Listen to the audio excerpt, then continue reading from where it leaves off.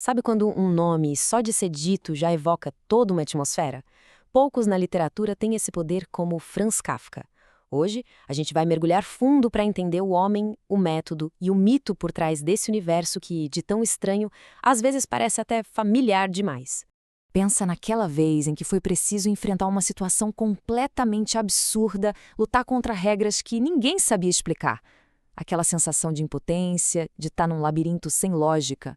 Pois é, isso tem nome, e é a porta de entrada para o mundo que a gente vai desconstruir agora. Então, o nosso roteiro é este aqui.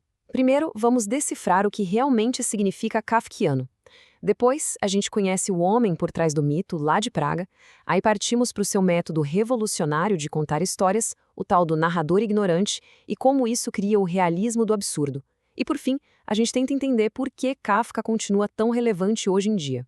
Beleza, vamos começar pelo começo, com essa palavra que todo mundo já ouviu, mas que na hora de explicar, complica um pouco. Afinal, o que é ser kafkiano? Bom, imagina uma situação que parece um pesadelo, mas todo mundo ao redor age como se fosse a coisa mais normal do mundo. É isso. É quando uma pessoa é esmagada por forças que não entende, por uma burocracia sem rosto, e o mais bizarro é que o bizarro vira rotina. Tem uma frase do filósofo Gunther Anders que resume isso de forma brilhante.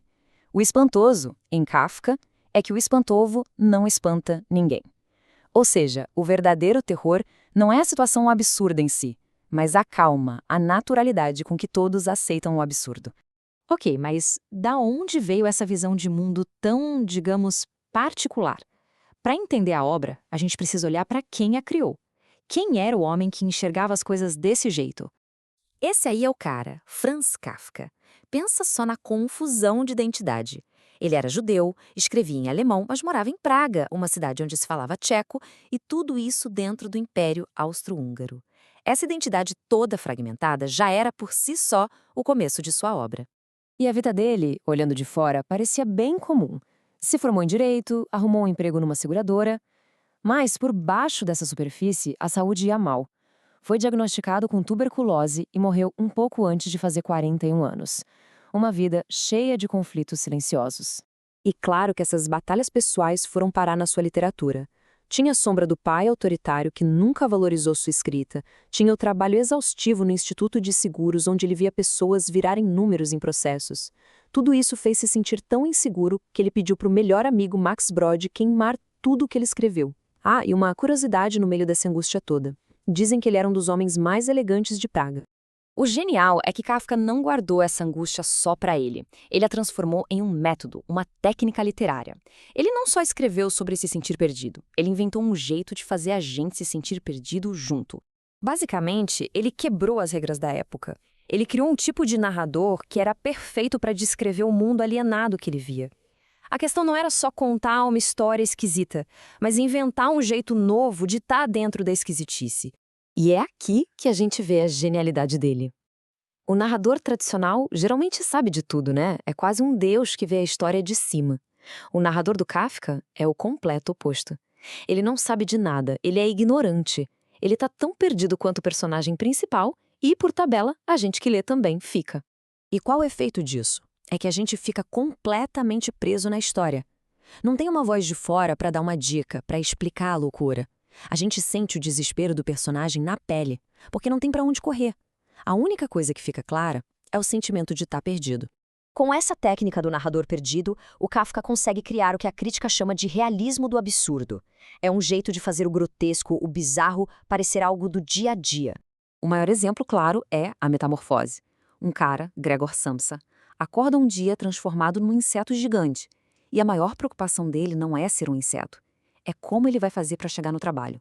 O absurdo é tratado como um problema burocrático. É assustador. Ou então em O Processo. Um homem é preso e condenado sem nunca saber qual foi o crime que cometeu. Ele passa o livro todo num labirinto de tribunais, advogados e audiências, mas ninguém nunca diz do que ele é acusado. É o pesadelo da burocracia. E que tal essa? Em Um Artista da Fome, a profissão do cara é literalmente passar fome dentro de uma jaula para entreter o público. E isso é tratado como uma carreira, sabe? Com regras, empresário, altos e baixos de popularidade, o bizarro vira um trabalho como qualquer outro. E tudo isso nos leva a uma pergunta importante. Por que esse escritor, que quase ninguém conhecia quando morreu, ainda parece falar tanto com a gente hoje? A verdade é que, graças ao amigo dele que não obedeceu ao pedido de queimar tudo, a obra de Kafka o colocou no topo da literatura mundial.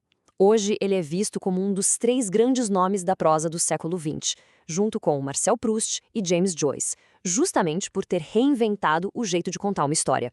No fundo, a gente continua lendo Kafka porque os temas dele parecem ter sido escritos ontem.